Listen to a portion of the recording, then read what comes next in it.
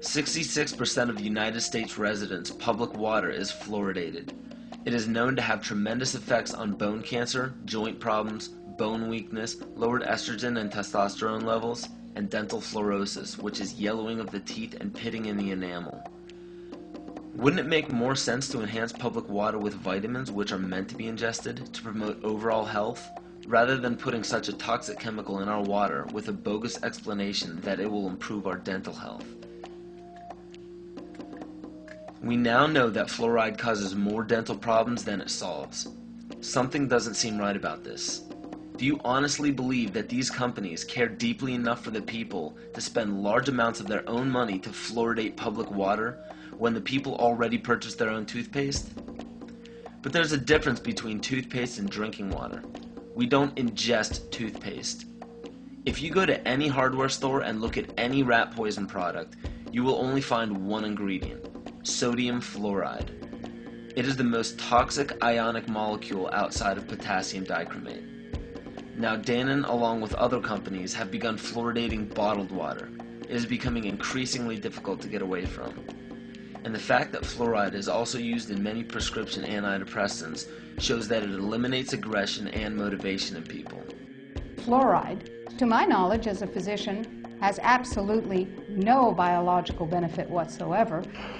But one of the significant things is that the Russians carried out all sorts of experiments on the people living in the Gulag. One of them, of course, was to fluoridate the water. Why? You fluoridate the water, why people are not as aggressive as they ordinarily would be. In fact, what is the active ingredient in Prozac that is so widely distributed in America today? Why, it's a fluoride compound. And now we are finding that public water nationwide is showing up with arsenic, lead, cadmium, and thermonium, which is a radioactive form of lead. Cancer, lowered sex drive, birth defects, sedation, and brain defects. Does this not sound like a wonder drug for anyone aiming to control a population? It's quite astonishing, Paul, the degree to which environmentalists have not been educated about fluoride.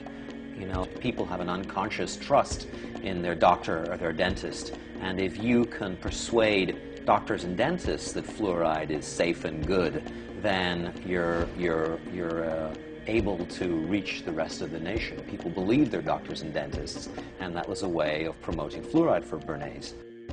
Fluoride was killing their cattle, destroying their crops.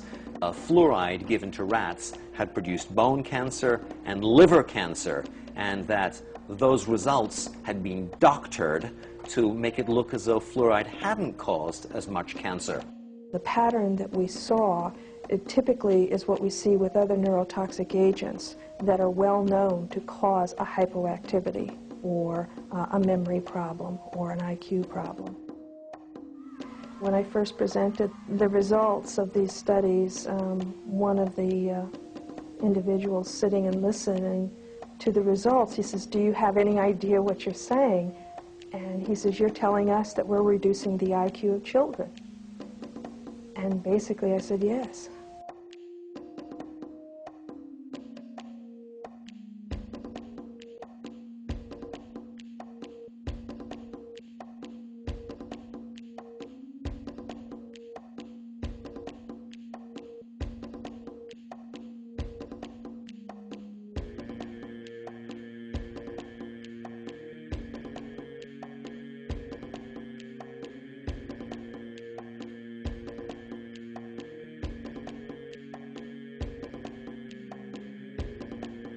Aspartame, the artificial sweetener found in almost every low-sugar or sugar-free product on the market. First of all, aspartame is made up of three things: methanol, which of course is what produces blindness, aspartic acid, and phenylalanine. These are all poisons. Aspartic acid, of course, produces brain lesions. This was known back in the early 1970s. Methanol produces blindness. Phenylalanine is what you see in the brain, and in high dosage it produces trauma. We're not making this all up. The FDA did publish back in, I think it was in the 80s, they did publish the 92 potential side effects of aspartame. And they do, these side effects are quite, are extremely serious. Things like dizziness, problems with balance, abdominal pain and cramps, changes in vision, seizures and convulsions, etc., etc. So the nervous system seems to be one of the areas that's most affected. So we see people have difficulty thinking. They feel like they're walking around in a cloud or a fog.